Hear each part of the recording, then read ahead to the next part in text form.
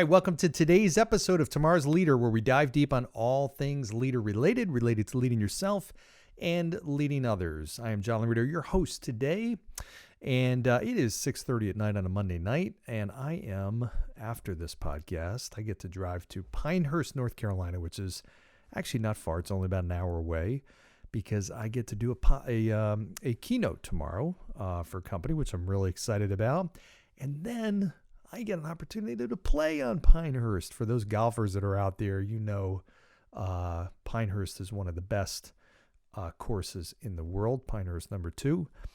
So very, very excited about that. So, I don't know. I just felt like throwing that out there because I'm excited about it. Anyway, so today's leadership lesson, this comes courtesy of my nephew, Gavin Draper.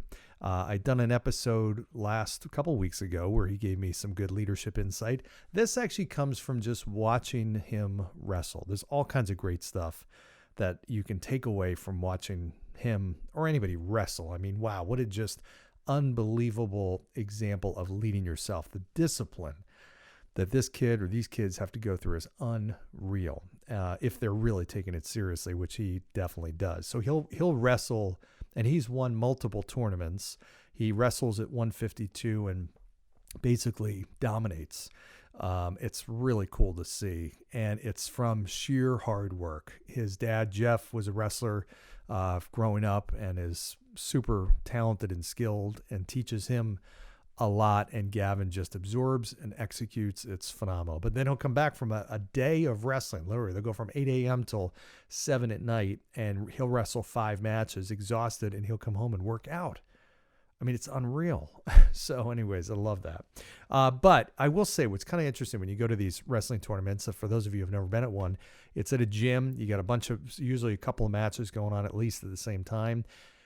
And there is just yelling. It's loud, understandably. I mean, everybody's cheering and stuff. But even the coaches, like what's interesting, a lot of sports, you don't see this, but in wrestling at certain levels, his level, you will hear even the coaches on the sideline yelling, just giving him instruction. And, the dads are, the moms are, everybody is giving the wrestler direction and leadership, in essence, in the heat of the moment.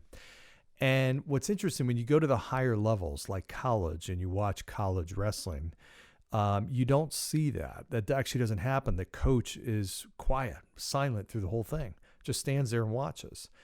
And the reason why is that they have already taught that wrestler and led him or her in the quiet moments. I mean, it's not in the heat of the battle. It's not in that really stressful situation where they're delivering the leadership. They've already done it. And at this point, this is all about execution. So I just found it's very interesting. And I've seen a few of the college wrestling. Jeff talked to me and shared with me, he reminded me of this difference. I'm like, wow, yeah, you're right. I get it. At the lower levels, the coaching is happening during the match, which it's really ineffective. The wrestler doesn't even hear it. I mean, Gavin doesn't hear. He's got his headpiece on that's covering his ears. Also, it's like, you're not hearing everything. You're focused on executing right there in the moment. So here's my point with this. Leadership does take place in the quiet moments. And what we sometimes forget is when there's no conflict or there's no issue or there's no spotlight and need to perform, that's usually our temptation when we want to deliver leadership, but that's not actually the most effective because that person's mind is already somewhere else. They're already on, okay, I've got to execute. It's like somebody going to do a big presentation and they're walking up the steps of the stage and somebody's telling them, hey, remember these 3 things when you're giving your presentation. It's too late.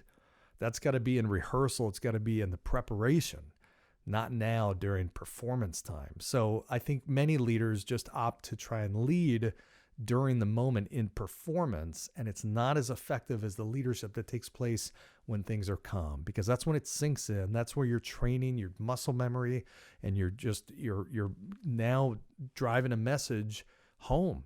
And that's the key thing. So, oftentimes I've worked with leaders and I said, if you've got an issue with someone and you're delivering, let's say, a tough message, don't deliver it at a point where emotions are high, Don't deliver it necessarily. And I'm not saying that's not sometimes the way to do it, but in the moment is not sometimes as effective as letting things settle and then coming back to it when there are no emotions and saying, hey, I need to talk to you about something.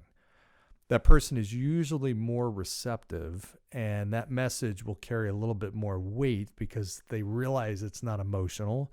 They realize you've had some time to absorb it and sink in, and they now will be a better place to retain that and hear that and take some action on it. So just a couple of thoughts. I thought that was really interesting as contrasting the high school level of coaching, so to speak, versus collegiate level. And that's no knock on the high school coaches.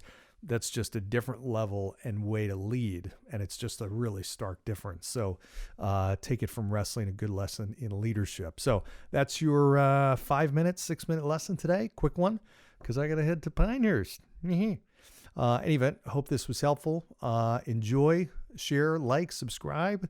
Go down below, give 5-star review, all that kind of good stuff. And I look forward to seeing you next time. Thanks. Bye.